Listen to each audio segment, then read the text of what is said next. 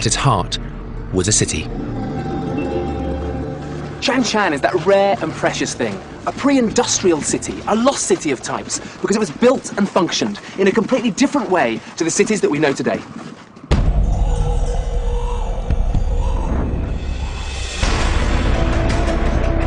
I'm Jago Cooper, and as an archaeologist who specialises in South America, I've always been fascinated by the secrets and mysteries buried deep in these awe-inspiring and forbidding landscapes. The history of this continent has been dominated by the stories of the Inca and the Spanish conquistadors. But in this series, I'll be exploring an older, forgotten past. Travelling from the coast to the clouds in search of ancient civilizations as significant and impressive as anywhere else on Earth.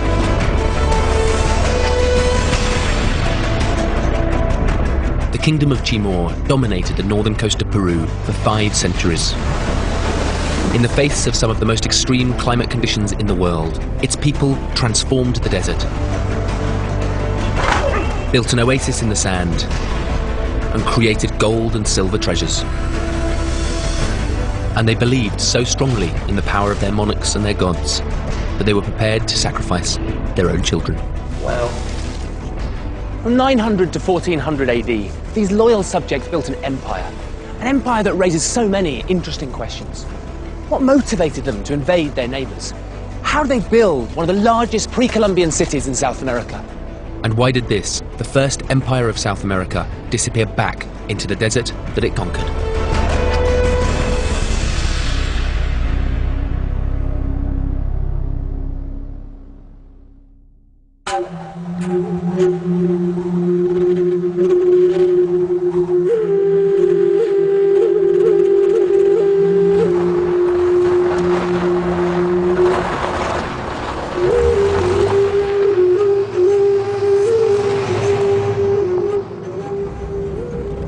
I love coming to South America. There's so much rich, unstudied archaeology here. Everybody's heard of the Inca, but they're just a few hundred years of 12,000 years of history of this great continent. There's so much more to study. And by looking at these lost cultures, we can help them take their rightful place in the history of South America. Long before the Inca were the Chimu, and the Chimu once were kings. And with their loyal subjects, they built the Kingdom of Timor. By its height in the 15th century, their kingdom had become an empire, the first in South America. Stretching along 600 miles of coastal desert in what is now Peru, it was lapped by the Pacific on the west and frowned upon by the Andes in the east. In this unforgiving terrain, the Chimu left us one of South America's greatest archaeological stories. Neglected for centuries and exposed to harsh desert storms stand the remains of a true lost city. One can only imagine what the first Europeans must have thought when, parched and dazzled by the desert, they came over the hill and saw this.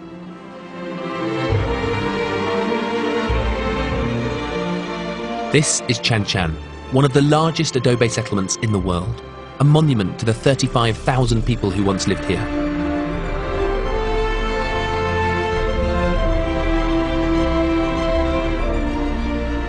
They began building the city in the 10th century and continued to expand it for over 500 years. Chan is as intriguing as the people who built it. In 8 dusty square miles, there's no single centre or any roads. Walls, some as high as 10 metres, tower over you. Inside them are the remains of 10 sumptuous royal palaces. Outside, hundreds of smaller dwellings are marked now by the alignments of stone.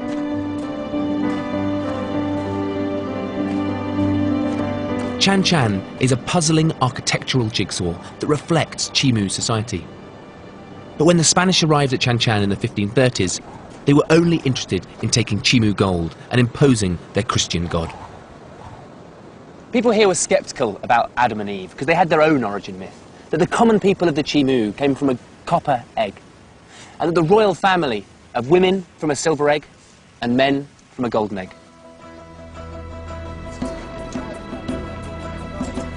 For the Chimu, hierarchy was seen as preordained. Everyone accepted their place in it, and at the top was an all-powerful monarch. Chan Chan was the seat of power for the Chimu royal family and thus the very heart of the empire. This city in the desert is where all of the important decisions were made.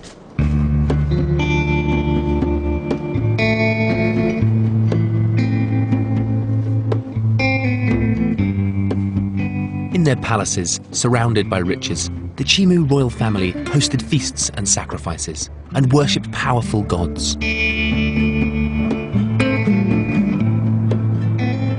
But how did such a vast, complex and wealthy city come to be built in a desert? People have been drawn to this coast for thousands of years, but the exact origin of these coastal peoples isn't known. The Chimu had their own explanation of how they came to be here, and it began at sea. Lying alongside the city of Chan Chan is the mighty Pacific Ocean.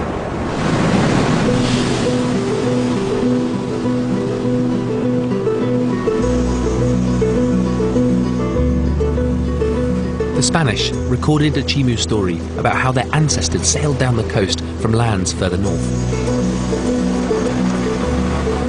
Whatever the truth of that legend, the Pacific Ocean offered sustenance to the early cultures of the coast. So we're just going to go do some fishing with Juan and Luis.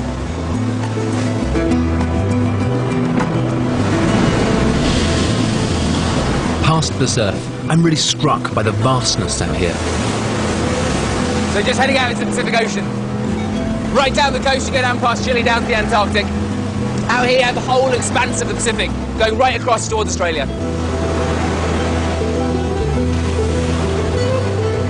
But as the Chimu and their ancestors discovered, you don't have to go far to find the sea's bounty.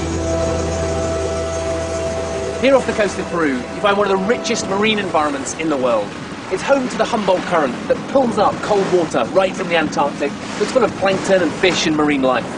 And this stretch of ocean has been feeding the coastal populations of Peru for millennia. I can really understand why these coastal peoples were in awe of the sea.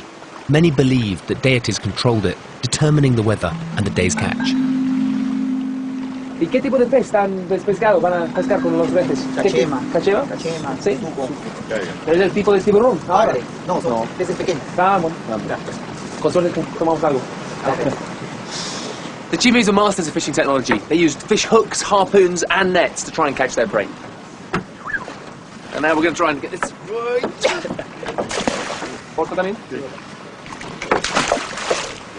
The Chimu use fish nets made of cotton, and archaeologists have found hundreds of fish weights at archaeological sites all along the coast. The Chimu believed that their gods could whip up the ocean into storms and endow its creatures with unearthly powers. You see the pelican a lot in many of the friezes in Chan Chan and at Chimu sites. It's an iconic bird for the Chimu, and they were used in the fishing because it helped the Chimu identify where the shoals of fish would be when they're out to sea. And when you get to the other end of the net, there's a last float on the other side.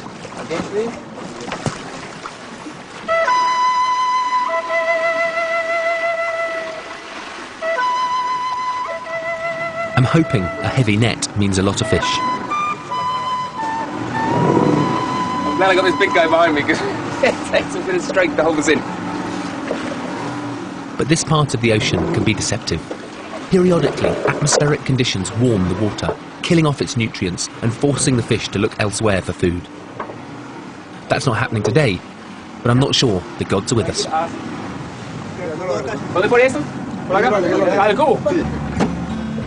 It's not the biggest catch in the world.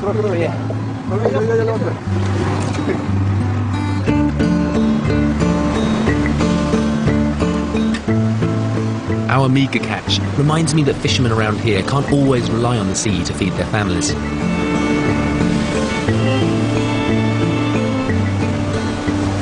Coastal peoples, including the Chimu, knew that the gods could send them back to shore empty-handed.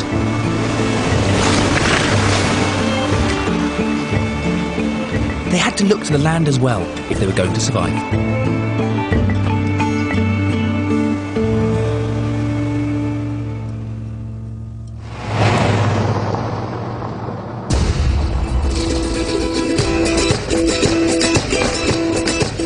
The coastal desert of Peru might seem like a harsh and inhospitable environment.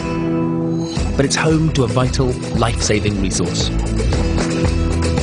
Winding through the desert sands are a series of rivers which bring precious meltwater down from the high Andean peaks. Understanding the environment of the river valleys is the key to understanding the rise of the Chimu Empire.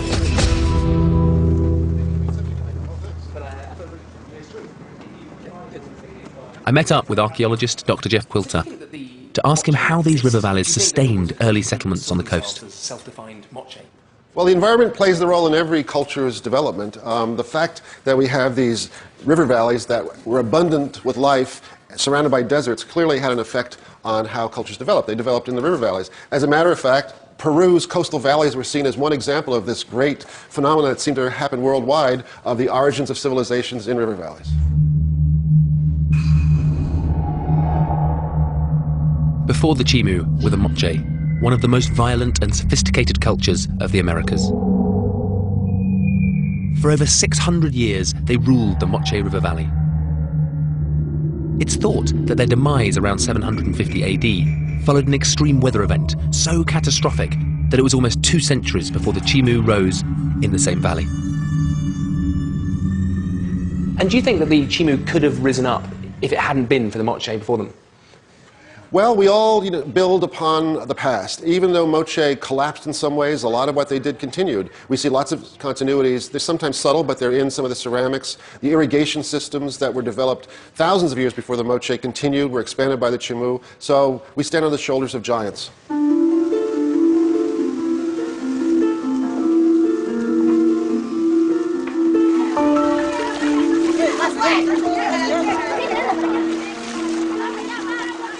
Over 200 years passed between the end of the Moche and the emergence of the Chimu Empire.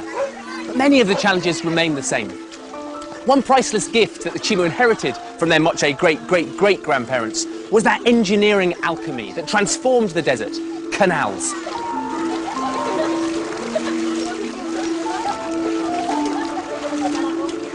The Moche and their ancestors had been building canals for hundreds of years.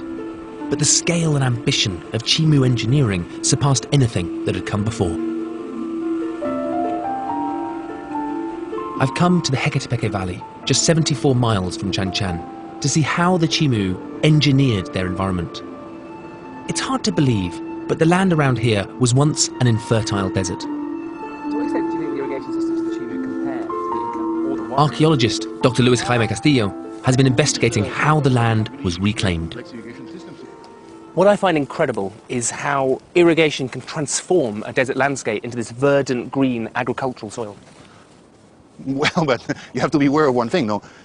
You've seen the deserts here. I mean, deserts here are real deserts. They look like the Sahara. There's no plants, no animals, no nothing. So if you put water there, I mean, you're going to have a wet desert, but nothing more. So the point there is that one of the mysteries that we have is that the Moche and the Chimu were forced to constantly recreate soil. By sheer human effort, irrigation canals were carved into the earth.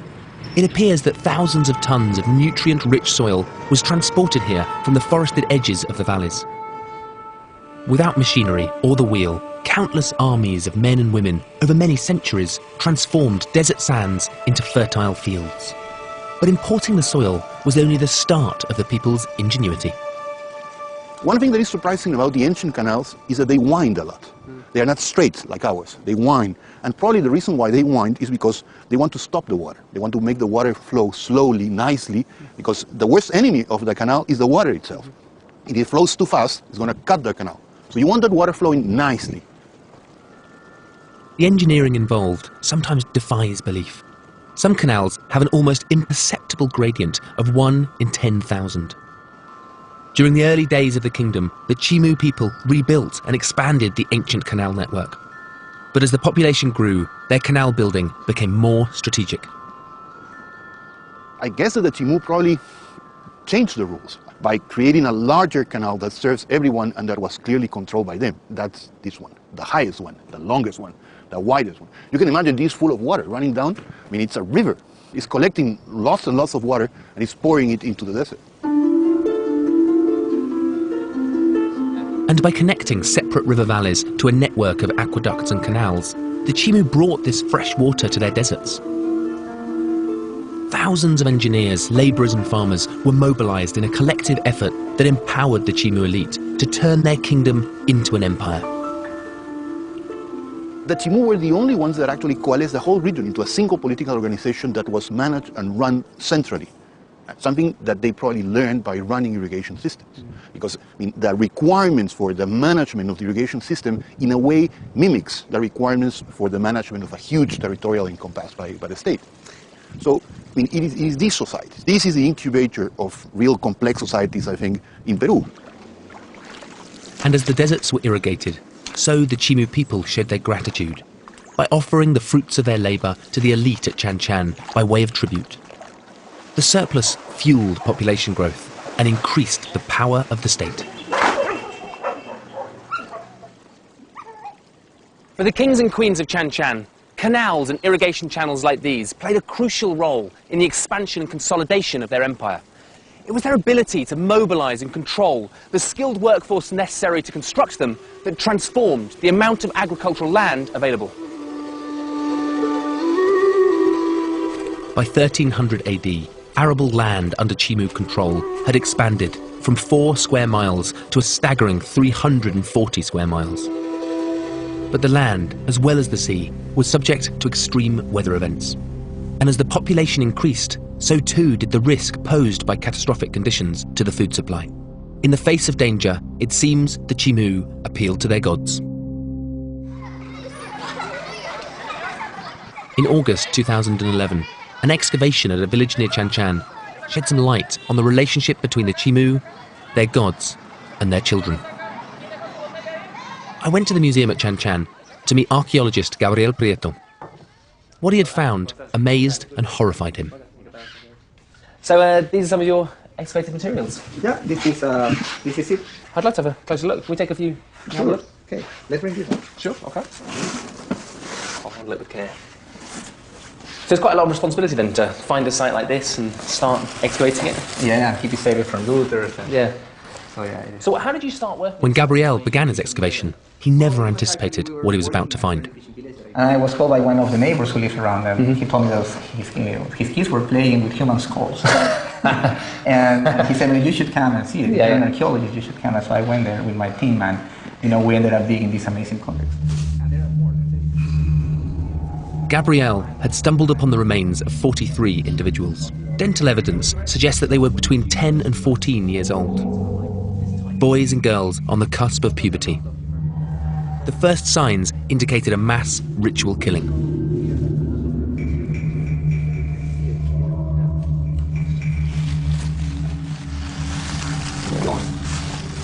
Wow. Yeah. This is literally just come straight out. Yeah.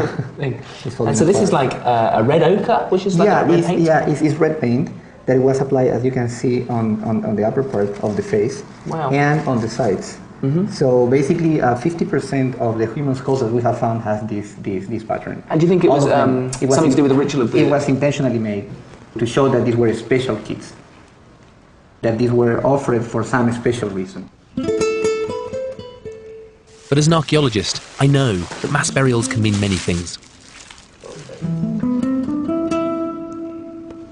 And what makes you think that they were sort of sacrificed, that these aren't the victims of war? I mean, that has this ritual context? Well, we have very strong evidence that they were actually cutting through the sternum and then they were opening the rib cage and possibly, to extract the heart. Right, so you have like trauma wounds in each of the rib cages? We have traumas on each of the rib cages, and especially on the sternum.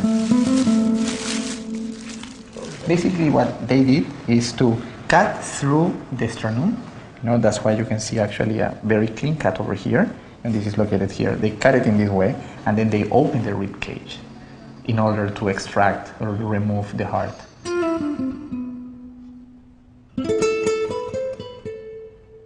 Working with all the evidence, Gabriel is assembling a complete picture of how these children died and why.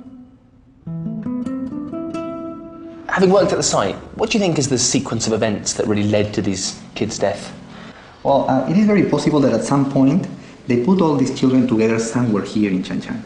They were at a warehouse or a big plaza. Probably they were feeding them, with special foods. And then at some point, the appropriate date, for repose is very important that the moon has to be in the correct position and so forth. So they took these kids and they walked through all the outside of Chan Chan and they went straight to this spot. Gabriel is awaiting more tests to determine whether any of the children were related to each other. But he can see from examination that they were all fit and healthy. It's impossible not to think about the adults who prepared these children for their terrible fate. These children, they must have had parents. I mean, do you think that they were separated in some way from society at an early age to break that relationship between children and adults? I mean, it's a brutal thing to do. From an anthropological point of view, it is very possible that giving the best that you have, your children, your siblings, for a supreme purpose, probably was something that was accomplished by their relatives as something very important, and probably it provides them a special status within the Chimu society. It would seem that this slaughter of innocents was demanded by the state. But what could be so important that any state would sacrifice fit and healthy children? I think that this context is a clear evidence of the Chimu state as trying to control a very difficult situation. Because we have found a very thick layer of clay that is on top of sand. So it's clear that there was a very strong rain right before this ritual and afterward. Which actually make us think about the gods and the importance of the Chimu pantheon on this. And it's very clear that this sacrifice was made not only for stop the rains, these very dangerous and damaging rains, but at the same time to what I consider is the most important Chimu god, and it's actually a goddess, the sea goddess.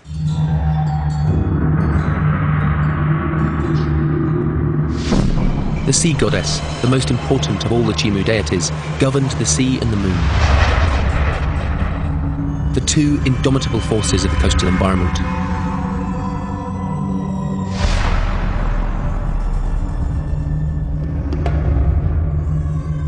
Were these children killed to appease her wrath?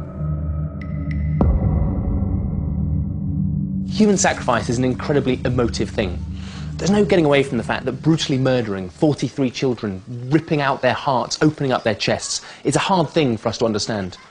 But as an archaeologist, we had to try and empathise with how this can be culturally acceptable at the time, perhaps even expected of the elites who ruled Chan Chan. Gabriel paints a picture of a powerful people, desperately battling with their environment, around the mid-1300s. The same period that a catastrophic weather event struck the Peruvian coast. Recurring periodically, but never predictably, these events are a blight on Peru's history. Meteorologists attribute them to a puzzling phenomenon they call the Southern Oscillation, known more commonly around the world as El Niño. El Niños are a climatic anomaly that can periodically transform local weather patterns. The consequences here in coastal Peru can be torrential downpours that transform this barren landscape into a raging torrent of water.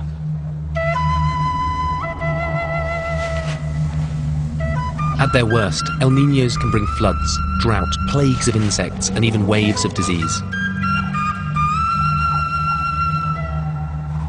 So when the Chimu survived the El Niño of the mid-1300s, perhaps they believed their sacrifices had appeased the sea goddess. But the damage to their irrigation canals seems to have encouraged a new policy, one less dependent on the elements. They abandoned canal building and seemed to lose interest in the time-consuming irrigation business, instead opting for a new strategy, a strategy that brought more wealth and power to the kings and queens of Timor: empire building.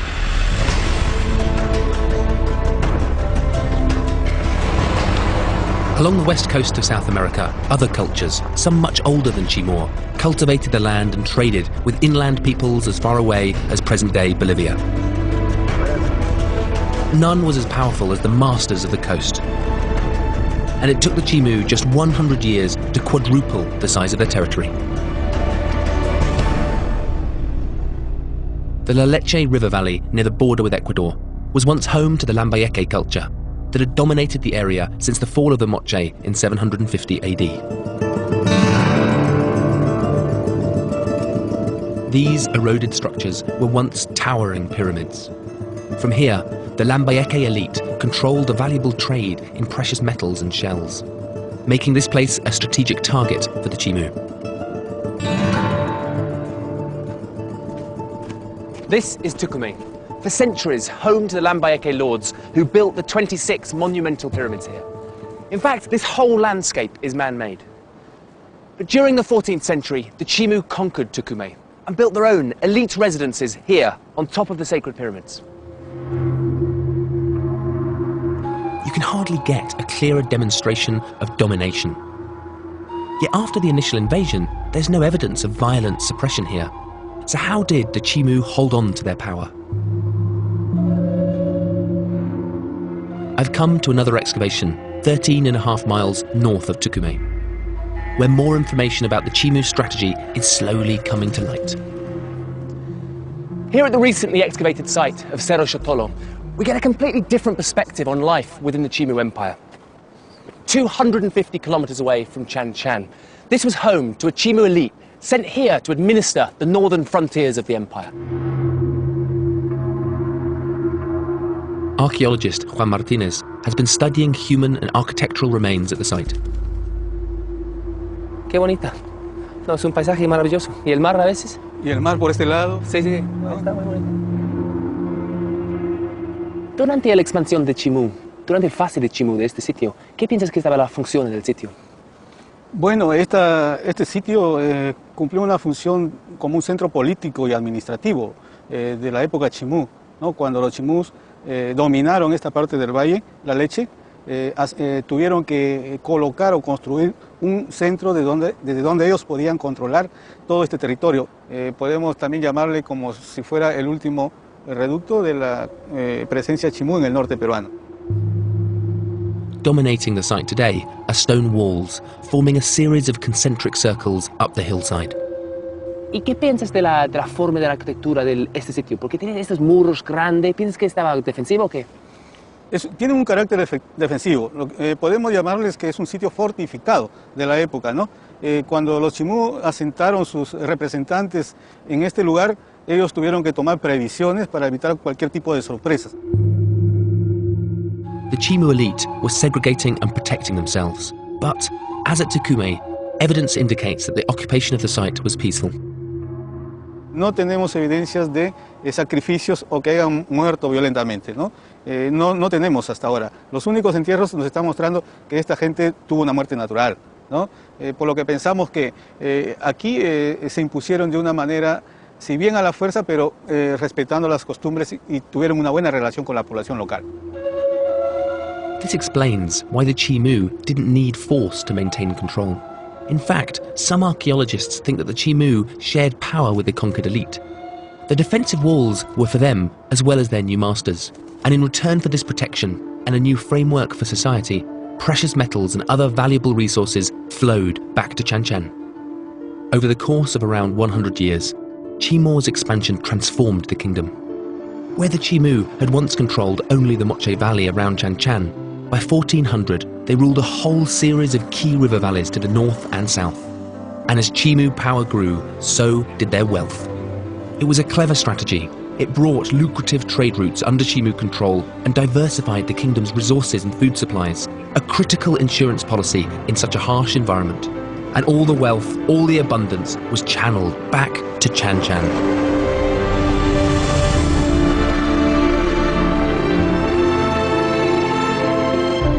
By the early 15th century, Chan Chan was the centre of the royal family, a pantheon of powerful gods and the most powerful empire in Peru. Today, it's a popular tourist destination. Centuries of desert storms have swept away much of the fine decorative detail of the adobe architecture, but you can still see glimpses of how it must have looked. All of these little designs and reliefs you see in all of this part of Chan Chan, they look really nice, but they're all made of fiberglass, and they're just reconstructions of the originals using photographs from the original excavation.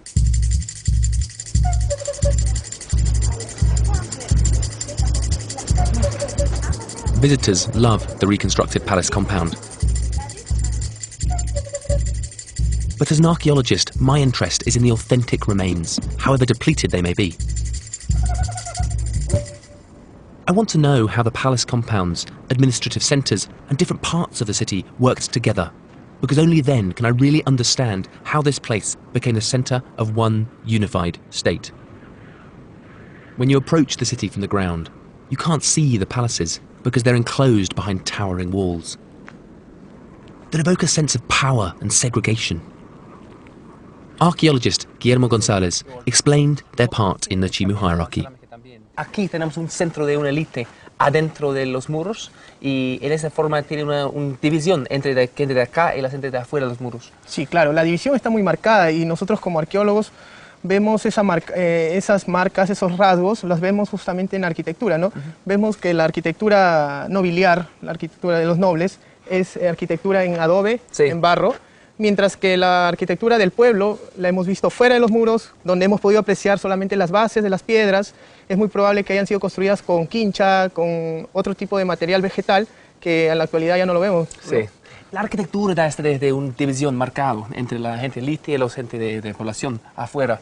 ¿Y qué está la causa atrás de esta división de gente? ¿Es de la familia? ¿Es de su tipo de trabajo? Se ve de que hay familias reales, ¿no? Entonces las tierras del imperio las están controlando justamente estas familias, las están controlando esta élite. Entonces a través de las tierras, a través de la agricultura, la gente se siente protegida para su subsistencia. Entonces es un poco la comunión que puede haber entre pueblo y élite, ¿no? Sí. Sociedad es la parte de gobernante. Yo te rindo tributo, pero tú me das la protección para mi subsistencia. Sí. The elite and lower orders may have been separated by walls, but theirs was a relationship of reciprocal need and reward. It's difficult to get away from the idea of class structure when discussing the hierarchies of Chan Chan, but it's such a Western industrial era term that really doesn't fit with ancient societies. Chimu hierarchy was born out of a shared worldview. Everything from their origin myths to the geography of their empire reinforced their hierarchy. The lowest tier, the fishermen and farmers, lived beyond the city boundaries. The next tier up, the artisans, lived closer to the centre of power, crammed into the spaces between the palace compounds. Outside the walls of this royal compound, you can see a whole series of small, single-roomed structures.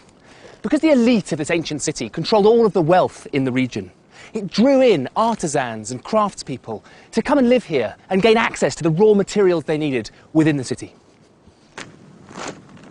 These small spaces, clustered together between the 10 palaces, were once home to up to 90% of the city's population. Conditions here must have been cramped, but it certainly wasn't a ghetto for a slave class.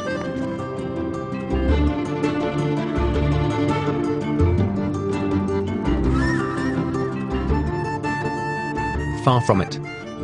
Archaeologists have unearthed tools which suggest that the residents of those small dwellings were highly skilled artisans. Peru's museums house thousands of Chimu artifacts made by them.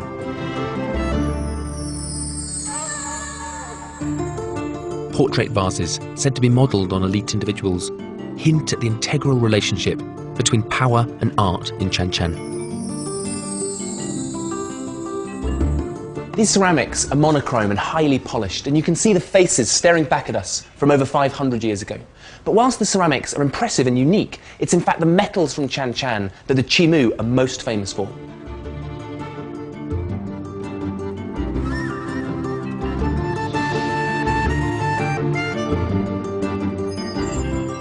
These exquisite body ornaments were more than status symbols for the kings and queens of Timor. They were a precious homage to the forces that they worshipped and feared. To them, gold represented the sun and silver represented the moon and sea. The Chimu were masters of both.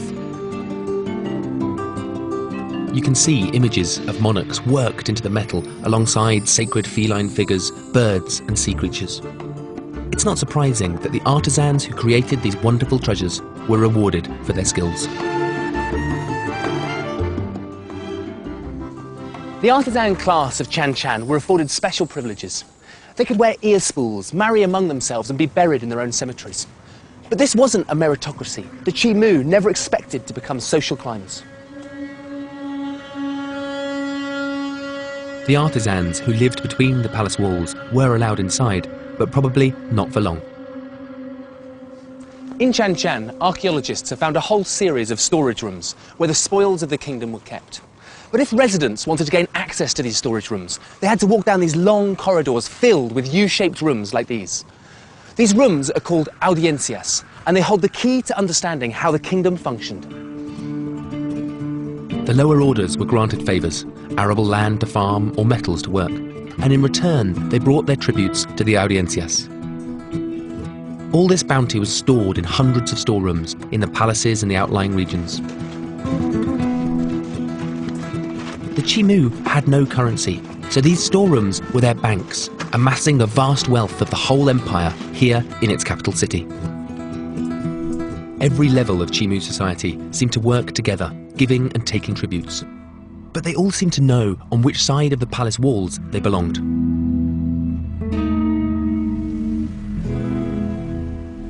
The city is an architectural interpretation of the beliefs of the Chimu. In other words, everything is built around and for the royal family. Inside the compounds, the kings and queens of Chan Chan hosted sacrifices and feasts, which loyal subjects watched in awe. And in their storerooms they amassed their gold and their silver. But there was one thing that they couldn't get enough of, that they may have valued even more highly than gold. To see it, I'm going back to the shore.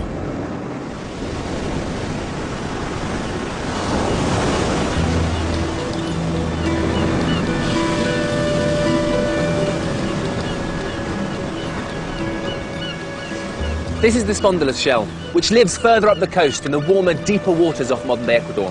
For the Chimu, this little shell was highly prized as a status symbol. Spanish chroniclers recorded that the Chimu believed the oyster inside was the food of the gods. Its vivid pink shell adorned Chimu jewellery and precious artefacts.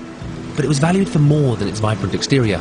Surely it had other qualities that made it so precious. One quite interesting theory is that during prolonged El Niño conditions, sea surface temperatures here would have warmed up, allowing the spondylus to move down and live off coastal Peru. The idea is that the Chimu thought that the spondylus had some sort of predictive power, and that it was the harbinger of doom. Like the sea itself, the spondylus was endowed with unearthly powers.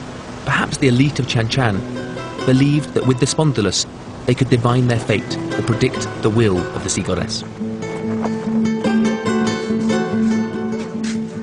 These days, spondylus shells can be found in Peru's tourist markets, a sad echo of the days when they were cherished for their spiritual value. Hola, ¿cómo estás? ¿Cómo estás? Qué bien. ¿Estos son los spondylus? Sí. Sí. Así era muy bonita. ¿Le gusta? Sí, me encantó. Like many ancient cultures, the Chimu buried their dead with their most treasured possessions. I'm going to see an excavation of a Chimu woman, whose remains might shed more light on the true value of these enigmatic shells. In 2010, this late middle-aged woman was excavated, and alongside her body was found all of her grave goods. Lovely Chimu ceramics, beautiful copper metal objects, but most valuable of all, clutched in her right hand, is a spondylus shell. These shells, there was no safety equipment in the Chimu. They had to free dive down to the seafloor, pluck them off the bottom, and they represent the most valuable item within the Chimu culture.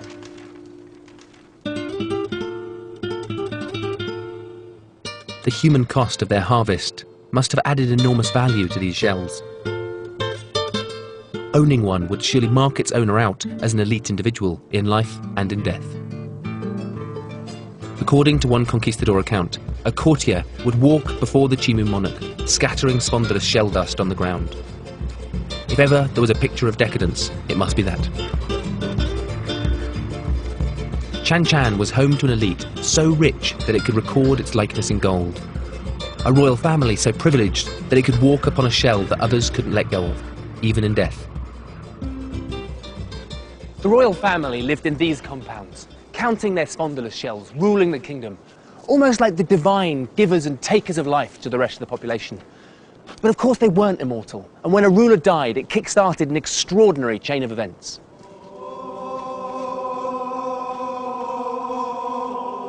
Throughout Peru, death has always been seen as a continuation of a journey.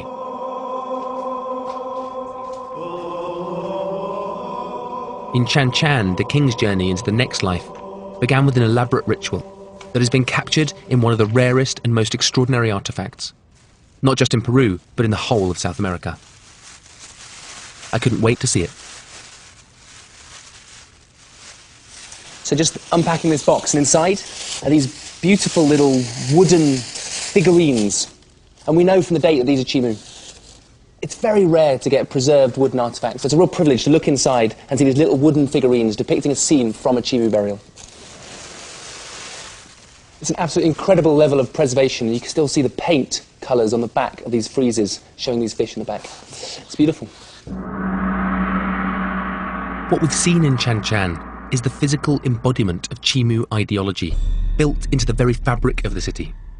This extraordinary artifact brings together the rich threads of Chimu culture into one evocative scene of life and death in the capital city. It really is breathtaking. This is a beautiful collection of maquetas, wooden figurines depicting the burial of a Chimu royal. Found in 1995, it reinforces many of the details that we learned from the chronicles written by the first Spanish to arrive here in coastal Peru. Here we can see the mummified remains of the Chimu royal being carried in a funerary procession towards the palace complex. You can see the feathers preserved, and that's what gives this little basket its colour. The figurines each have an inlay of white shell, like a mother of pearl, and the red is part of the spondylus shell. What we can see are many of the details associated with the rituals that would have been carried out on this important day. You get a whole different set of characters within this procession, from members of the royal family to priests, musicians. At the back you can see one figure right at the back of the procession, naked, hands tied behind their back, which looks like he could be in trouble, a human sacrifice victim.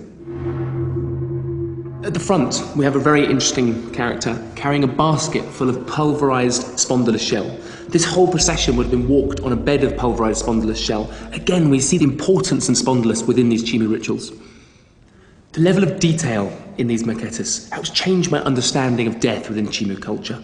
It's not about the end of the life of the royal as much as their transference into a new role as an immortal ancestor, or as a Manaus, as they are often referred to. This understanding is important because the royal lives on forever within the belief structure of the Chimu. And one of the details that I really like is that the thing they're all walking towards is the palace complex. And you can see the representation of the adobe walls exactly like you see them in the palace complexes at Chan Chan.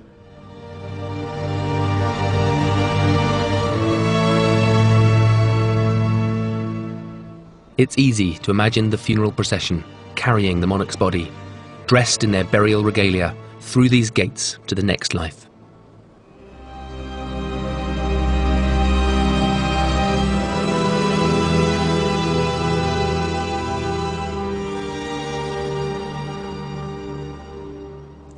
In this burial platform, archaeologists found the remains of 300 young women, suggesting that the perceived needs of the king buried just over that wall proved fatal for others. Perhaps those women followed the procession like the sacrifice victim in the maqueta, their hands tied behind their backs. The monarch was on his way to becoming a Manaus, an immortal ancestor who would have dominion over his people forever. In Chan Chan, palaces housed the living and the dead. This is the royal tomb, where the king or queen would have been laid during their transition between mortality and immortality.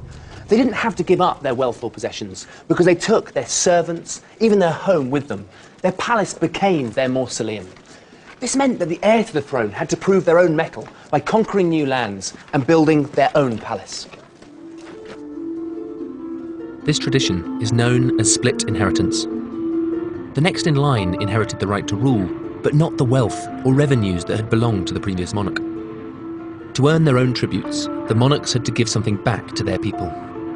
That meant each new king or queen was highly motivated and keen to demonstrate their ambition. Because each new king or queen had to establish their own reputation, it explains their relentless drive, that Chimu aggression to conquer new territory. It also explains why there are so many palaces here at Chan Chan, and that they all date to different periods. The 10 palaces are a memorial to the triumphs of the Timur kingdom, a kingdom where the people had brought water to the desert and vast riches to its kings and queens, where shocking sacrifices were made to appease the gods, to protect the kingdom from the elements. But in the 1460s, Timur was gravely threatened, not by another El Niño, but by a force that would change South America forever. As the Chimu were extending their northern frontier, another empire was on the march, the Inca. From their Andean strongholds further south, they prepared to conquer the coast. Around 1463, uniformed Inca soldiers descended from the mountains to meet the Chimu. Not even this powerful empire could withstand the Inca for long. By 1470, the last king of Timor was defeated and exiled to the victor's capital of Cusco. A society that embodied hierarchy for 450 years was suddenly without a ruler. With nobody in control, the Chimu were lost.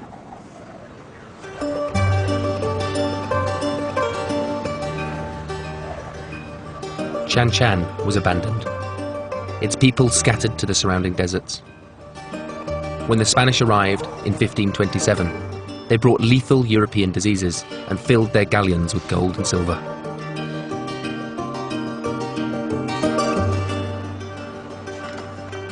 Tragically, the ruins of Chan Chan have been repeatedly looted over the past 500 years. By the time archaeologists arrived in the 20th century, the El Niños had transformed it into a true lost city, a ruin blasted by sand and storms. After centuries of neglect, the painstaking process of conserving and excavating it is underway.